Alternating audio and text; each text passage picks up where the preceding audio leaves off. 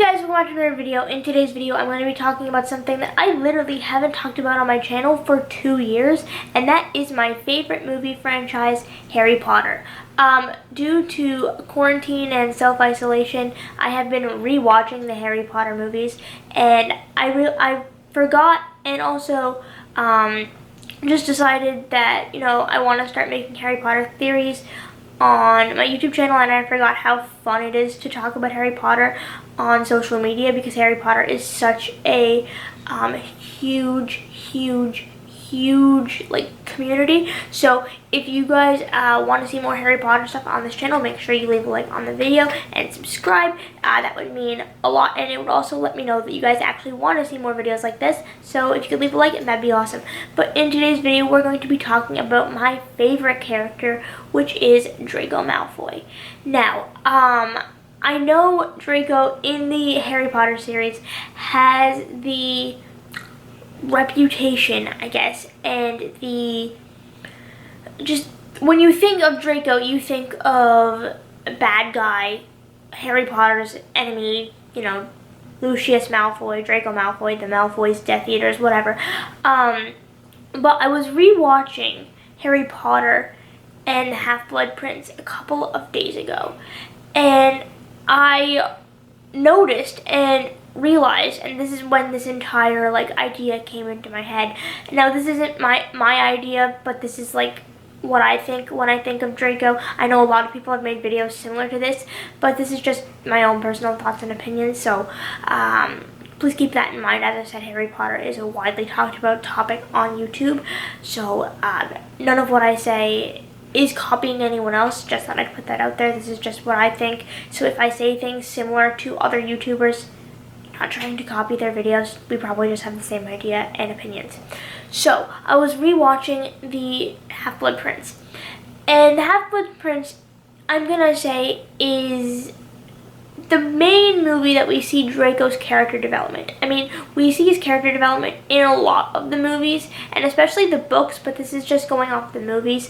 But in Half-Blood Prince, we see him trying to come to terms with the fact that, his family is known in the wizarding world as Death Eaters. There's Narcissa and Lucius and Bellatrix, and that entire Malfoy family is known in the wizarding world as being, almost right next to, or right up there next to, does that make sense? That's probably not proper grammar, but oh well. Voldemort himself being Voldemort's most trusted family, and that's what they're known for, basically. And we see Draco, try to come to terms with the fact that Voldemort has given him the extremely hard task of killing Dumbledore. That isn't an easy task. That's a stressful task. That's an extremely hard task. And Draco's still a boy, technically. But he's still in school, and he's still technically, why I said technically a boy is what I mean is, he's technically still a child. He's not a man yet. He's still a boy. He's still at school. He's not Lucius yet. He's Lucius's son. But the reason that Voldemort gave Draco this task was that Voldemort knew it was an extremely hard task, and Voldemort gave Draco this task to, I guess, for everything.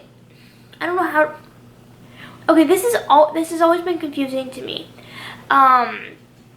And this video is going to be all over the place, but that's because I'm just talking to you guys as I would talk to my best friend or whatever. But Voldemort gave him this task to, I guess, punish the Malfoy family, for lack of a better way of explaining it, for how awful of a Death Eater Lucius was. You can't say to me that Lucius was a good Death Eater. He was horrible.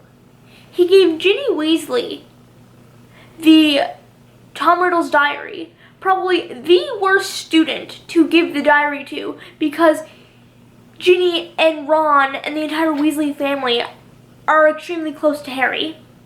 So Harry was gonna find it, especially if it was given to his best friend's sister. Lucius is always just bad. Anyway, so I think Voldemort caught on to this, and when Lucius was sent to Azkaban, this was Voldemort's way of getting back at the Malfoy family. He gave Draco the very hard task of killing Dumbledore. Now, in the Half-Blood Prince, we see Draco, specifically one scene in particular, when he's in the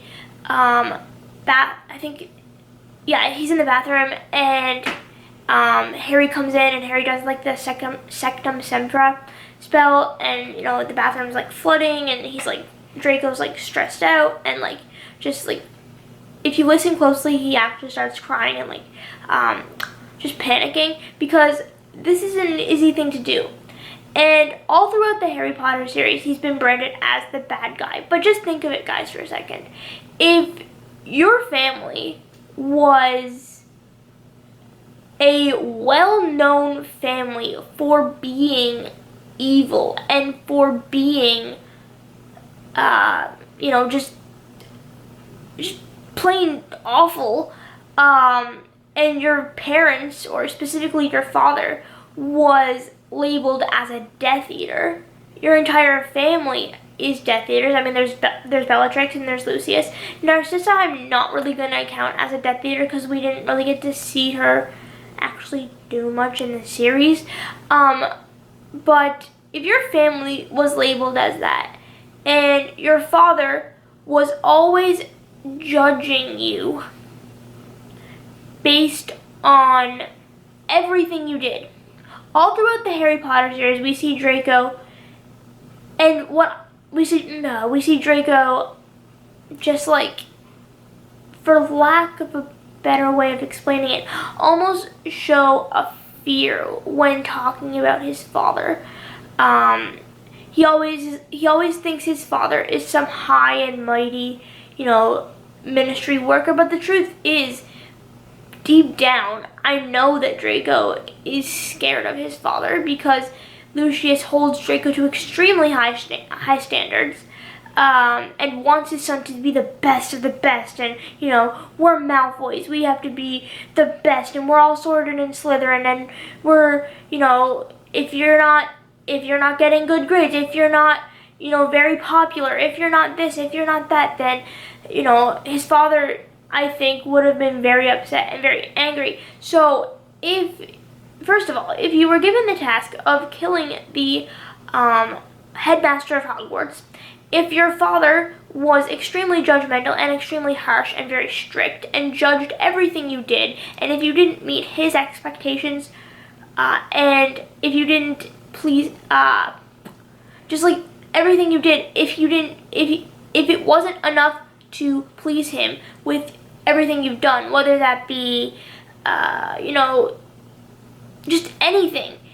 If Draco did not meet his father's standards, and if everything he did, whether that be grades or not making the Quidditch team, or if he wasn't the best on the Quidditch team, then his father would not be pleased with him. And I think that is really why Draco acts the way he does.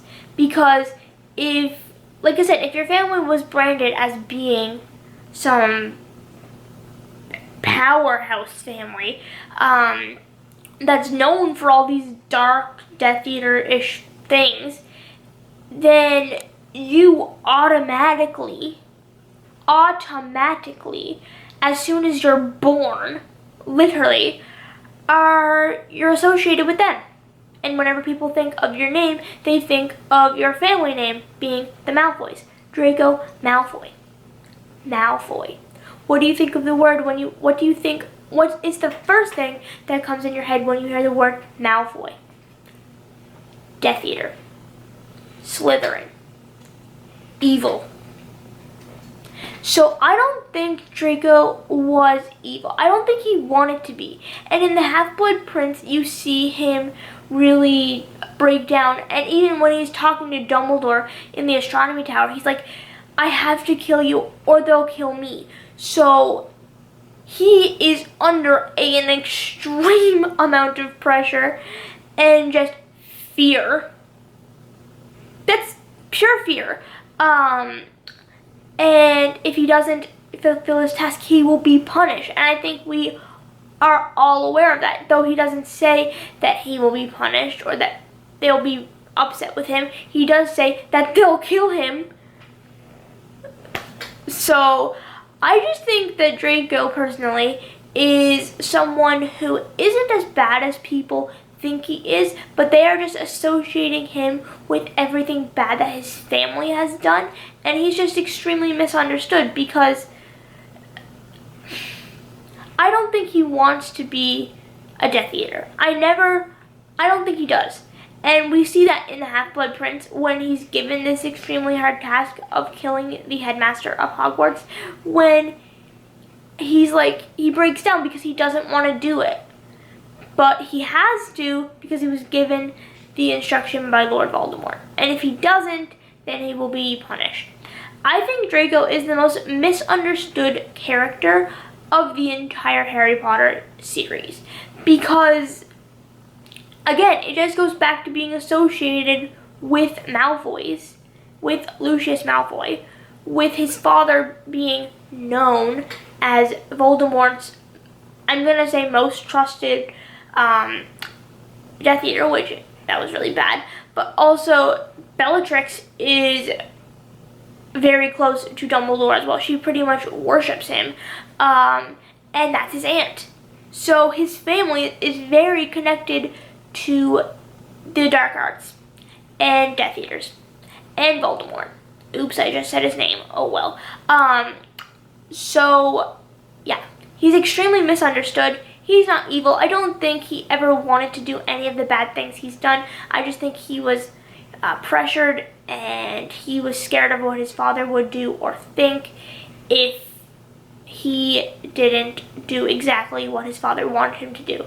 So yeah, let me know what you guys think of Draco Malfoy in the comment section down below. Do you think he's evil? Do you think he's misunderstood? Do you think, you know, after rewatching the Half-Blood Prince, and especially that scene right before Harry comes in and, you know, does the Sectum Sempra spell, and then he falls to the floor, when you see him, like, stressed out and crying, I was like, he really doesn't want to do anything bad, does he? Anyway, I will see you guys later. Make sure you leave a like on this video if you enjoyed. If you want to see more Harry Potter stuff in the future, let me know by leaving a like and dropping a comment. Very curious to know what your guys' Hogwarts house is. Mine is Slytherin. What's yours? Let me know down in the comment section down below. Also, let me know what you think. Is Draco Malfoy really bad, or is he just misunderstood? Anyway, I will see you guys later. I will see you guys later. Good.